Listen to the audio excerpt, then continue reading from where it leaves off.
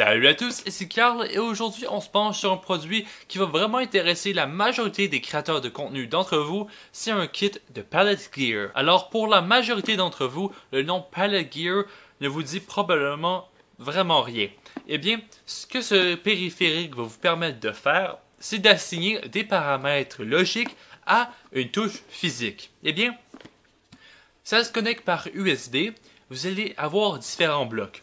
Ici, puisque j'ai le kit expert, on a le Core. Le Core, c'est le module qui vient avec tous les modèles de la marque. Donc, on a le modèle débutant, le modèle expert et le modèle ultime, si vous voulez bien l'appeler de ce nom-là, qui possèdent chacun un différent nombre de périphériques. Dans tous les modèles, le Core est présent. C'est la partie qui va se connecter en USB, qui va sauvegarder tous vos paramètres. Par la suite, dans ce kit-ci, on va avoir deux boutons conventionnel, donc un bouton comme votre clavier, donc un macro si vous souhaitez. Ensuite, on va voir des potentiomètres, on va avoir deux dans ce cas-ci. Ces potentiomètres-là peuvent être tournés pour ajuster par exemple la saturation d'une vidéo, le gain audio par exemple, et peuvent aussi être utilisés comme un bouton.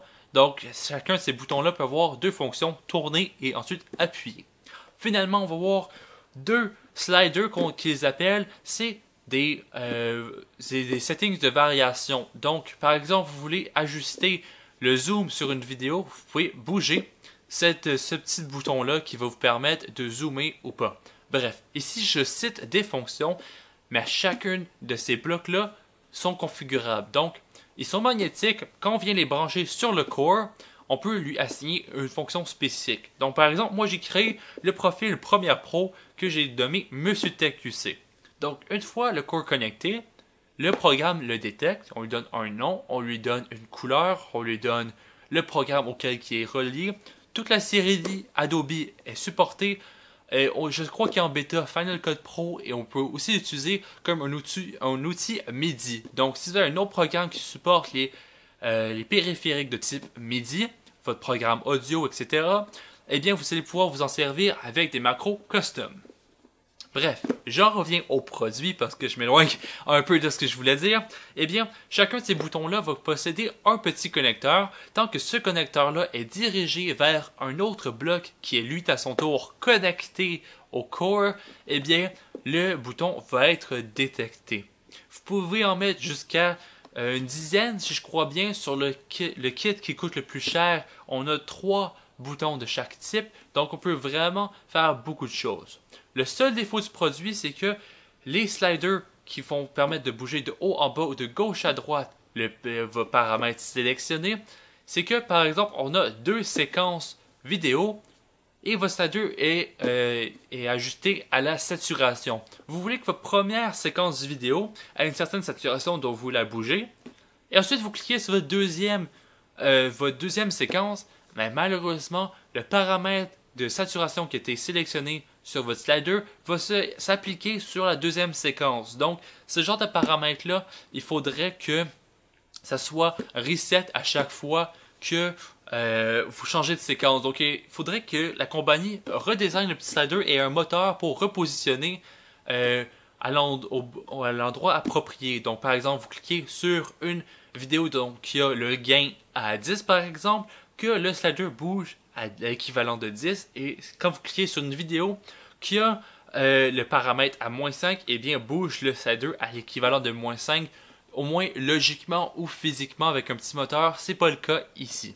Heureusement, un truc que je trouve vraiment nice, non seulement on peut bouger les blocs magnétiques comme on le souhaite, on peut aussi changer la couleur. Donc, si vous voulez distinguer vos boutons, par exemple, moi, c'était un bouton à exportation sur Premiere, j'ai mis un bouton rouge. Donc, quand j'ai fini une vidéo, je vais juste peser sur le bouton rouge et ma vidéo s'exporte. Et à sa gauche, on a un bouton vert qui fait le rendu de la vidéo si je suis au milieu d'une vidéo et je veux faire le rendu de mes effets, par exemple. Donc, je sais que c'est une vidéo un peu vague, mais le potentiel est assez élevé et c'est à vous de découvrir qu'est-ce qu'on peut en faire. Le prix est assez élevé, 299 $ US pour le modèle expert et 199 $ US si je me trompe pas pour la version débutante. Donc c'est vraiment pas donné, mais au moins la qualité au rendez-vous. Chacun des blocs est magnétique, solide et en métal, en aluminium en fait. Puis la qualité est au rendez-vous tout simplement. Les blocs possèdent un support en caoutchouc qui empêche le tout de bouger sur le bureau de façon inattendue une fois que vous l'accrochez avec votre main. La production est assez bien faite. J'ai pas eu de défaut de fabrication, contrairement à beaucoup de nouveaux produits qui sortent sur le marché comme ça, qui en ont. Ici, tous les blocs fonctionnent bien et j'ai eu aucun problème de crash avec le logiciel. Tout est vraiment fluide et efficace. Je sais que c'est vraiment un outil que seulement certaines personnes vont utiliser. Les personnes d'entre vous qui n'ont aucun usage pour ce genre de produit-là, vous êtes sûrement même plus sur la vidéo parce que c'est vraiment une utilisation spécifique. Les personnes d'entre vous qui en ont vraiment besoin ont probablement déjà pensé à quoi ils pourraient s'en servir, change la saturation, le gain, la vitesse d'une vidéo, etc. Bref, l'utilisation est vraiment infinie. Que vous l'utilisiez comme un outil joystick, que vous l'utilisiez comme un outil de MIDI ou que vous l'utilisiez pour modifier des paramètres dans un programme comme Premiere, After Effects, Audition, Final Cut, il y en a une sélection assez énorme, eh bien, vous allez sûrement trouver quelque chose à votre goût.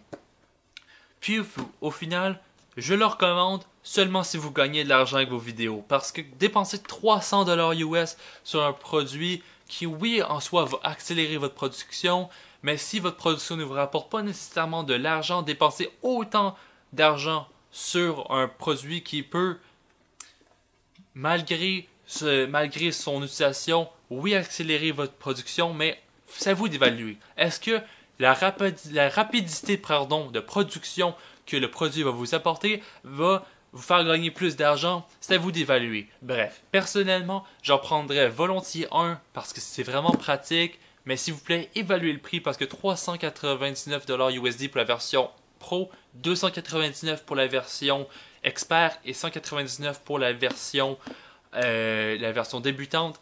C'est ma foi assez cher malgré la qualité du produit. Donc sur ce, merci beaucoup d'avoir écouté ma vidéo sur le Palette Gear.